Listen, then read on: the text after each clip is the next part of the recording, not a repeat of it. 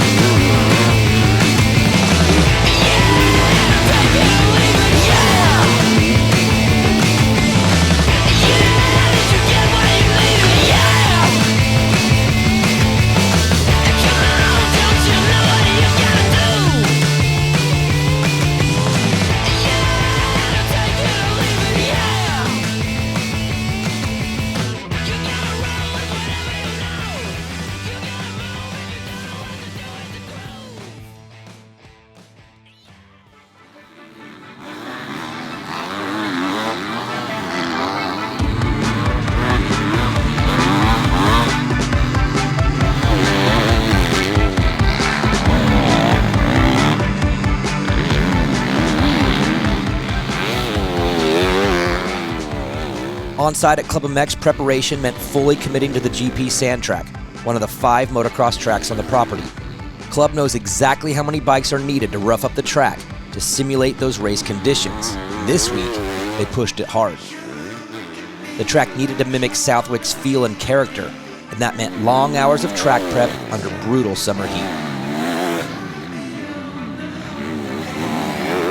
It was a tough week leading in, and it was intentional. Because if your setup, your fitness, your hydration, or your technique are even slightly off at the wick, you will get exposed.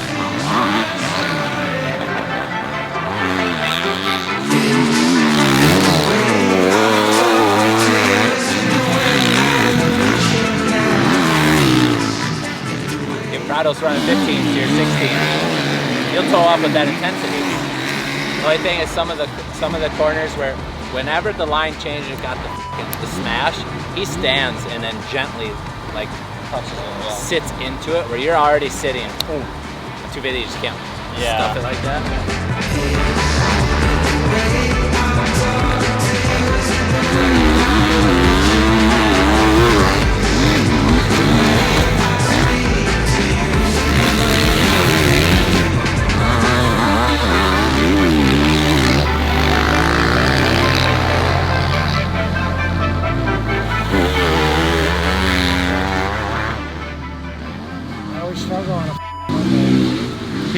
Always struggle on a Monday.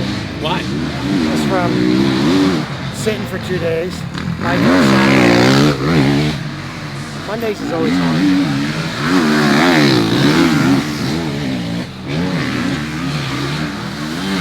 And it's 200 degrees. God damn it. It's practice, it's on. Green flag, we're going. You have to. The track is fast early, you guys know that. But just as you're mentally preparing, Southwick, you got to get your laps in early. I know we couldn't really do that with the track conditions, but Southwick ain't gonna have standing water and all that. But just 450 guys, you guys are gonna have the opportunity to crank right away. Who can make a leaderboard? Don't give up on any of your qualifying laps at Southwick, because you may miss out. You know what I mean? And then the checker flag's out and you missed the opportunity. So some good ones is better than, you know, exactly none. So when it gets whooped out like this, we got to stay out of. There's some channels or cups you got to stay out of, and some are okay.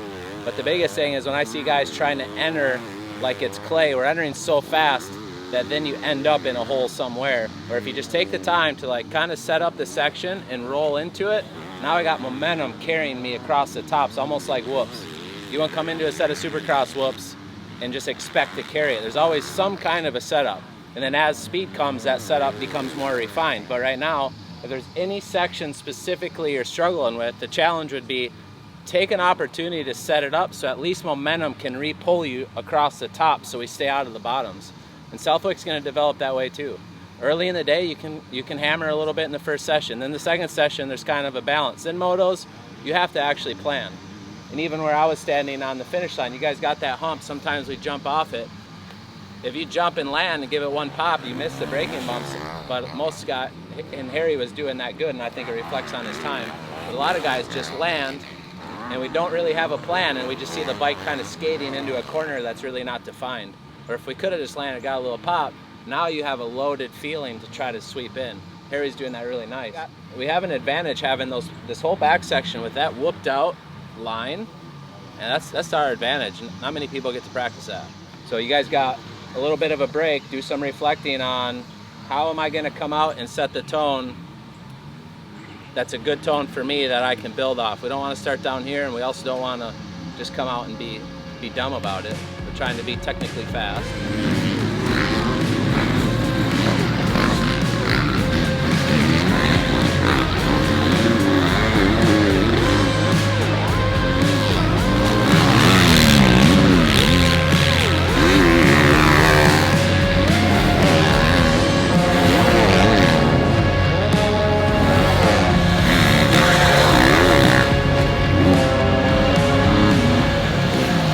Good job, guys. That should have been hard. It's hard taking a roll lap in the heat. That's good. Good mental strength. You take a good break with that one.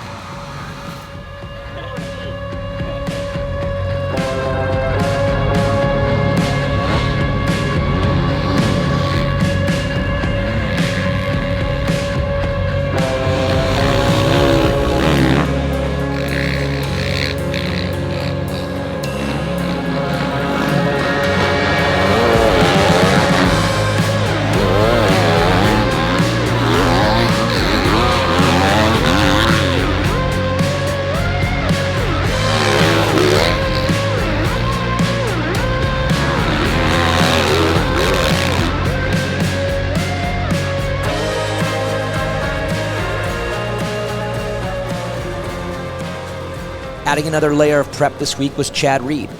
The legend himself lives on site, and instead of watching the team make improvements and guiding from the sidelines, he geared up and rode. When Chad is on the bike, everything levels up. Run good though, like it's same positives we had the other day as rolling over. Like comparing like 450 to 250 in the sand, because you can give lean angle, and when you give lean angle, it's like you can be like rah rah. With a 450, like as soon as you get it on a lean angle and you start having a bit of fun, like it always wants to pick up or it wants to really just go. And like, you know, like when you come like the off camber and then like you drop down into the sand, that whole sand, like on this, like you kind of give it zero thought, because like the 450, like it's heavy, it really wants to go left or right, it doesn't want to go straight down there, at least mine doesn't. Like, yeah, no, I think it's more of a 450 trait, not a suspension thing. And this thing, you just send it down there, and then it pops. His insight doesn't just polish the program, it elevates it. Whether he's suggesting small tweaks or big changes, his presence means progress. And for Southwick, it was needed. In my opinion, this is a big step. Like, when I come out of turns, it's like second, it pulls really good, third, and it's like, I don't even use fourth actually on this track. Like I hold third in between here, and then also like the double in the back. I hold third, and it actually is fine.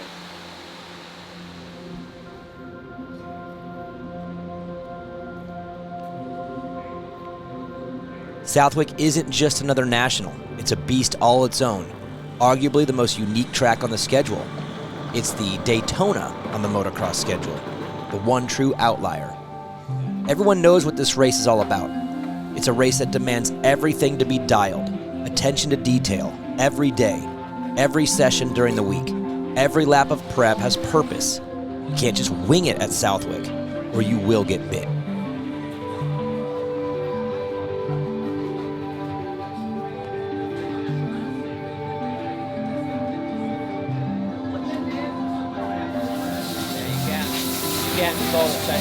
I know. I just used to on this GP sand go tight on the second, and I was like, keep clicking down, and I was like, the last 3 laps, I was like, ouch, shift off, and I was like, okay, third. And I was like, okay, that's better. You're not going to finish tomorrow, right? Okay, I'll do third. Well, my second lap would have been my best, but then the rider was in front of me. And then the next lap was my lap where I had clean track and the track was still good, and I stalled it. So What? I stalled it. Oh, you Yeah. I just came down this hill, and that little drop off, I came and hit that bump on the brake and just, It's been a while since I've gone that fast by the mechanics area. 4th gear on a 450 and just landing in like the G out and just having to tell myself just keep on the gas, and then you go over that table thing and drop down into that hole. It's like one of the coolest feelings. Berms blown out immediately. I'm honestly amazed that some of the berms were still there after the beat practice. It was cool. It was fun. Had a lot of fun. Bike's good. I feel pretty strong. The training that we did at Club in the heat and on the slow sand track, it's not even a fast-paced sand track. It's like 2nd and 3rd gear. Definitely made us appreciate what we have here today. For Cody, Southwick was both a challenge and a chance to make a statement. He hadn't raced here since 2021, so the unknowns were real. Still, there is momentum from the previous rounds of the summer, and the goal was clear: keep it rolling. But first, he needed to qualify well, and he delivered. T15, so I got to figure it out. But Southwick's always good, always delivers. The overcast today is definitely going to help keep the track with the moisture in it. Cody was 5th fastest in the final qualifying session, and he even topped one of the segments against the best 450 riders in the world. But motocross doesn't always reward you for your efforts. In Moto 1, Cody got caught up in the first turn, dead last with 35 minutes of endless roost in front of him. While eating sand the entire moto, he fought his way back to 18th. SMX playoff points matter, and a good gate pick for Moto 2 matters even more today. And although 18th was not his best finish on paper, on the bike it was maybe one of his best efforts of the year. It's pretty clear if you don't know this already, but Cody doesn't quit.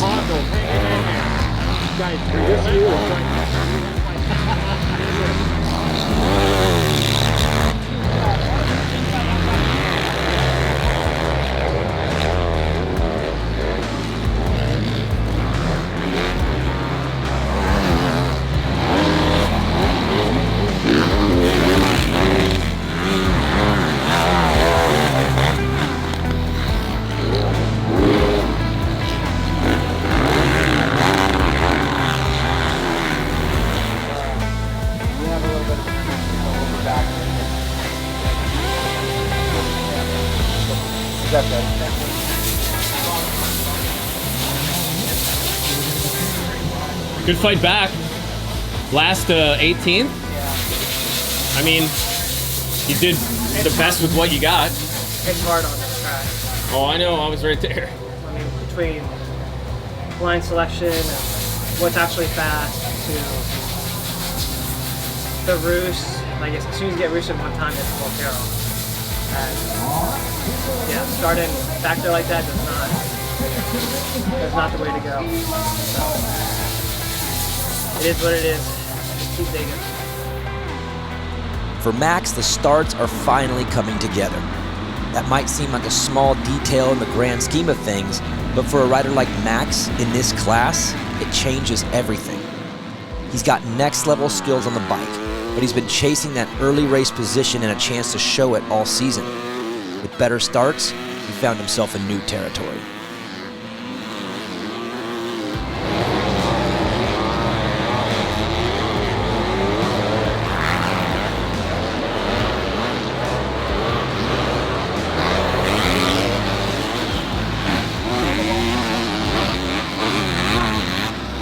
Max has never lacked technique or talent, but he's the first to admit that right now he's chasing more intensity. That fire, that edge, that locked-in fight, it's coming.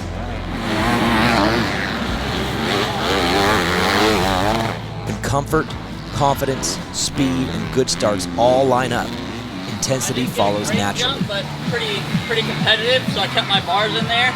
And when they went to kind of squeeze, I just put myself wide to kind of bounce, like push some guys out. And then I tucked tight.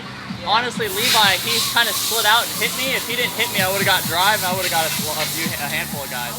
I was so like good up front and behind Max. I was like, okay, I feel comfortable behind him, so I was like, oh, I'll just stay with him. It was just good being in the fight in the beginning. Now we just got to build on that. You got to focus on what you can control. And if you know what the Schock's doing, now it's your job to adapt quicker. Everything is starting to click, and the second half of the season will show what Max is truly capable of. The same trajectory we saw in Supercross, where success at Pittsburgh came from weeks of quiet building, is now taking shape in motocross. It's part of the transformation towards the top. Top 10s in the next 3 rounds are the target. Top 5s, not long after that. The build is in place. The rewards are coming soon. Good. You were made. Your commitment to support your country and Southwick. Thank you so much. Let's hear it for John Anderson. Thank you. Aaron Paulson, you're finishing 4th and Vohland bottom.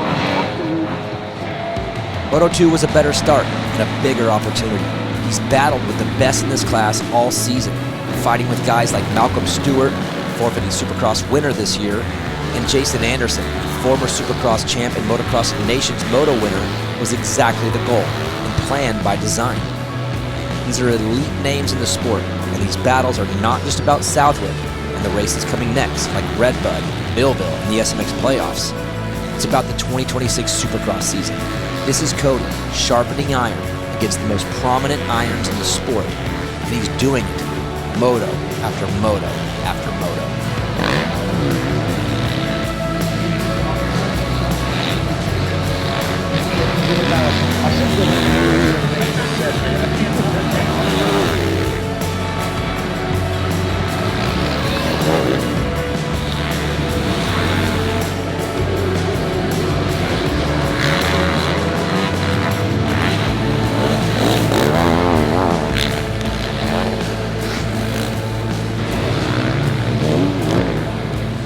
Better start, but not great.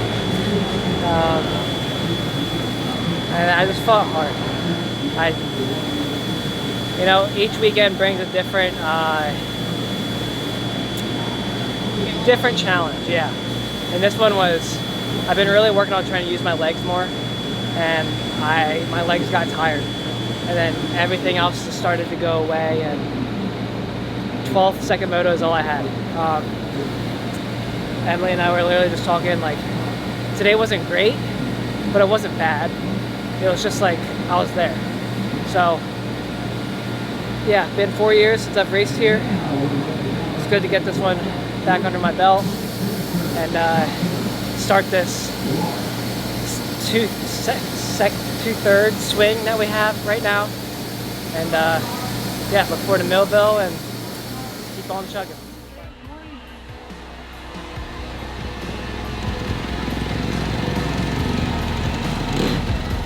Southwick wasn't just another race for Alex, it was redemption. The last couple rounds hadn't gone to plan, especially High Point. That one stung.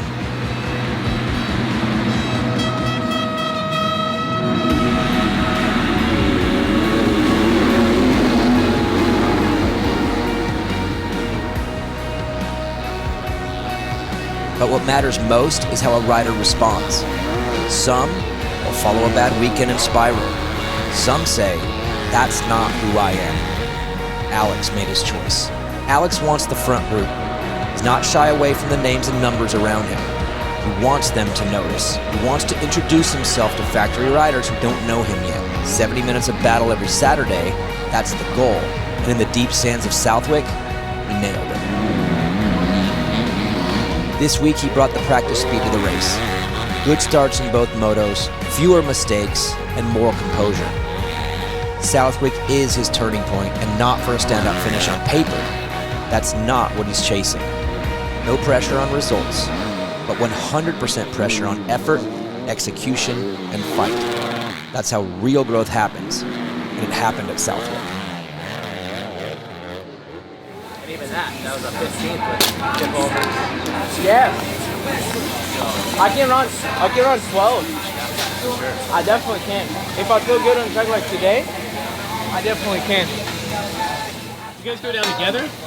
Yeah, a super dumb mistake. I completely killed him. I had a first lap when it was in the pack. There's a nice little low line off that little drop off to the inside, and I I made like 2 spots right there, so the next lap coming around, I stayed really close and was trying to set it up. And when I went to shoot across to the inside, I hit a big bump at an angle and fully swapped.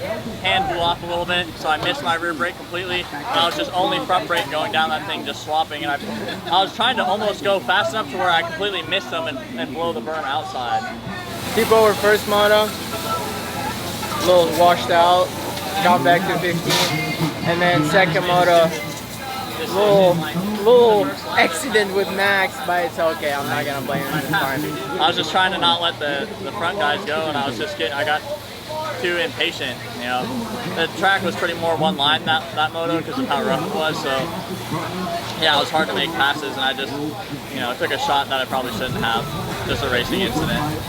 Feel bad for Alex though because he had a good start too with me. Last weekend I thought I'm not gonna make even top 20 anymore, but come out and finish 15th overall. That's insane. That's insane. ClubMX will do the work.